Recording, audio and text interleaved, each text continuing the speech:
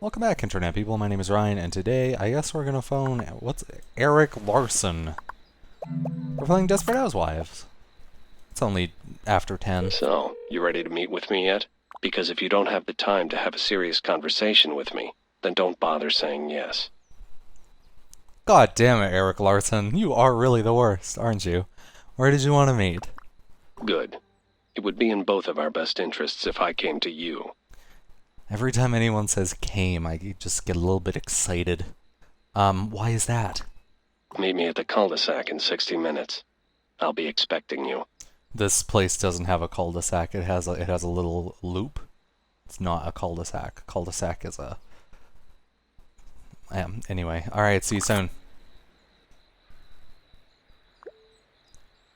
I'm gonna walk all the way there, because I haven't walked Wisteria Lane in a while.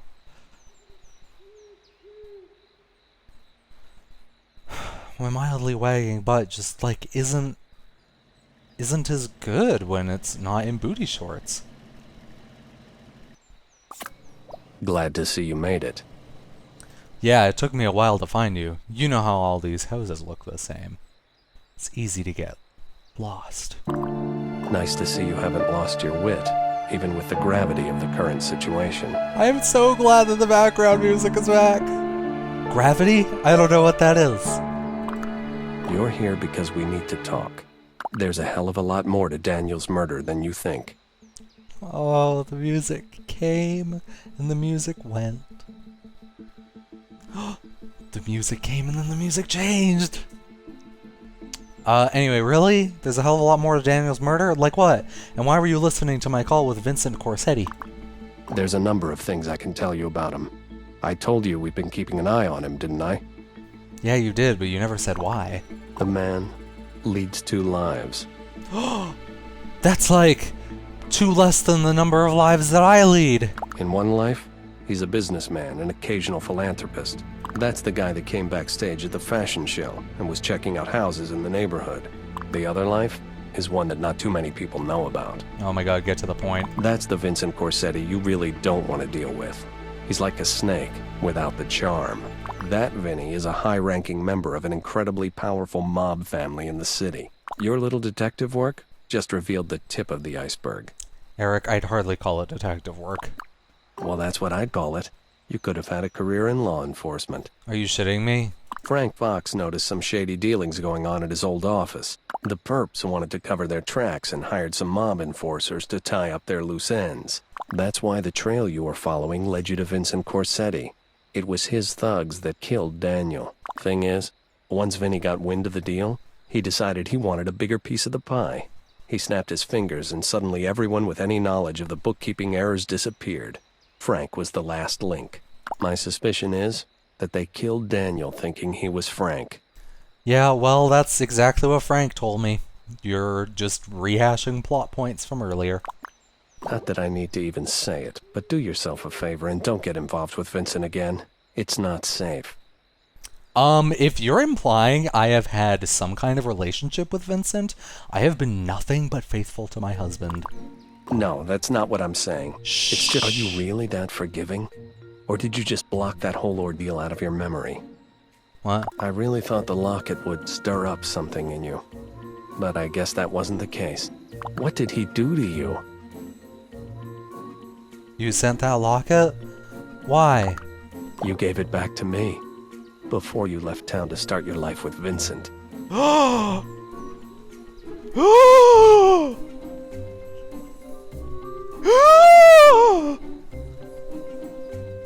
couldn't offer you the lifestyle you were looking for, and so I let you go. Oh, that sounds just like me, actually.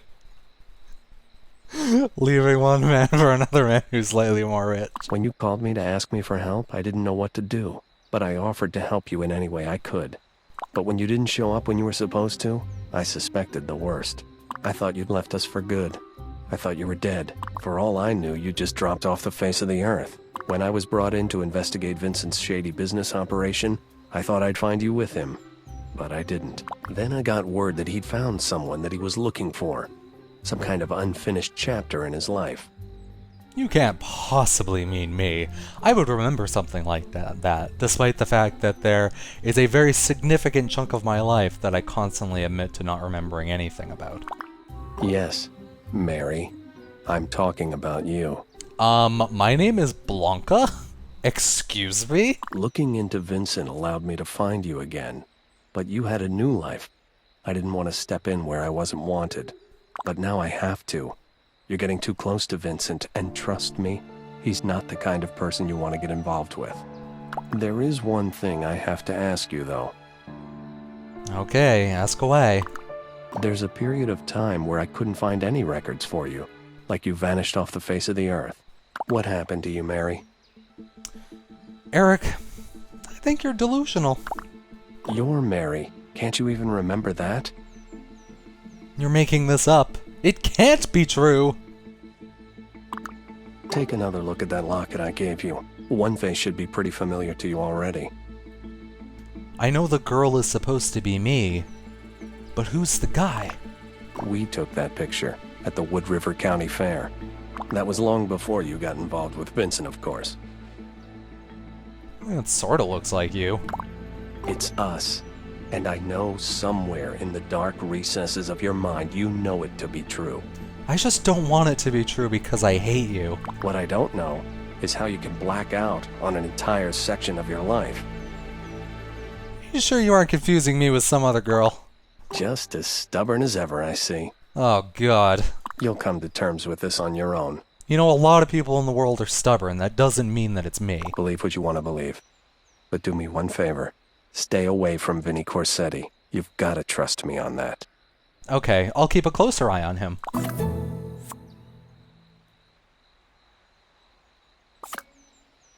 Now I gotta fill in Frank. And that's not some weird gross sex thing. Hello? Man, I'm sure glad that wherever the cops are keeping you, they allow you to have phone calls at like 11 p.m. Anyway, I think I figured it all out. Yeah, me too. Oh, well, that doesn't make any sense. How much detective work can you get done sitting in some cheap motel that doesn't even have cable? I've been going over everything I know about Daniel's murder, and I need to talk to you. Frank, you're talking to me right now. In person. Meet me downtown, ASAP. There's a reason they call it a safe house, Frank. They're not being ironic. Stay where you are. I'm on my way now. If you leave right now, we should get there at the same time. Bye. Don't you hang up on me! Hello? Ugh. Alright. Frank. Why are you? Ugh. Glad to see you finally made it. Gabby was right. You're a terrible weirdo. It's good to see you made it here, and in one piece, no less. So, now that you're here, we need to talk. Sure. This is everything I know. Mike was at Susan's on the night of the murder. Caller told us on the night as well. My son on his date, Danielle, saw someone flirting with a car in front of the scaffold home. At first I thought it was Lynette. But when I talked with her, she said it was actually Gabby that Alexandra saw. When I returned to verify with her, she told me that she'd given directions to strangers in a car, and it turns out those strangers were looking for directions to your house. They were the ones that killed Daniel. What's more, those assailants had definite ties to Vincent Corsetti. He's our man. So tell me, what's so important that we couldn't talk on the phone? Whatever. We're here now. We'll talk now. So, I've been piecing together the evidence. There was a lot going on the night Daniel died. Were you not listening to all of the things I just told you? The Solises, the Scavos, the Vandy Camps, even your son was out that night. You know, I'd have to agree, it is kind of peculiar. Everyone seemed to be up to something that night. One thing we know for certain is that 2 people were up to committing murder.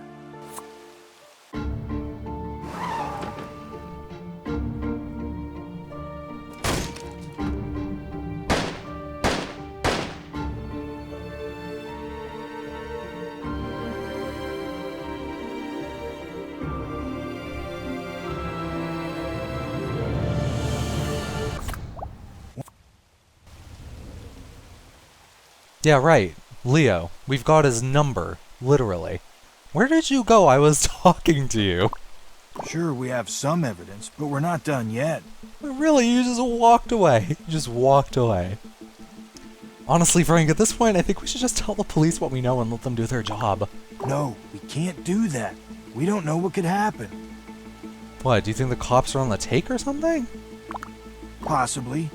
You don't realize how deep this goes. Oh, listen, I know about things going deep. I thought I could get away from them. I thought if I moved and kept to myself, they'd never find me. Yeah, well maybe that's because you moved like 4 meters to the right. I mean, I couldn't even find Fairview on a map. How the hell did they find me? Oh, Frank. You know, between the fashion show and all the other things that have been happening around here lately, it kind of put this little burb on the map. Daniel had no way of predicting the media attention the fashion show would bring. He never would have done it if he thought he'd bring those mob guys out looking for you. I know. It's all my fault. I should have told him. Listen, there will be plenty of time for second guessing once we put Vinny and his gang away. I think now's the time we do something. But I don't know where to start. There's still one thing that's bothering me. How did that Leo guy know Vincent Corsetti of all people? It doesn't add up. Yes, it does. You've been holding out on me? Before I talked to you, I spoke with Erik Larson. You know, the investigator guy. Vincent Corsetti doesn't have ties to the mob. He is the mob. Over the years, he's ascended to the head of the family. He's untouchable. Erik and his department and the Fib have been trying to build a case for a while, but haven't been able to. It was convenient timing when he showed up, wasn't it? Just when things started to get fishy. It wasn't a coincidence, Frank. And the reason why things got fishy is because I haven't had a shower in months. All right then. It's up to me to make the next move. Oh great, what's the plan? We'll find out soon enough. He's gonna get himself killed, isn't he? Most people's lives are driven by fear. Fear of hidden dangers. Fear of secrets being discovered. Or fear of the unknown. But sometimes, what we think may be a demon lurking in the shadows turns out to be merely our guardian angel in disguise. Oh boy! All sorts of things are happening. I guess. I think we're gonna make that an episode, internet people. Not an episode. Because I have the speech skills of a toddler. Thanks for watching! Next time... Mary Alice ended it all in her perfect house in the loveliest of suburbs in September 26, 2004.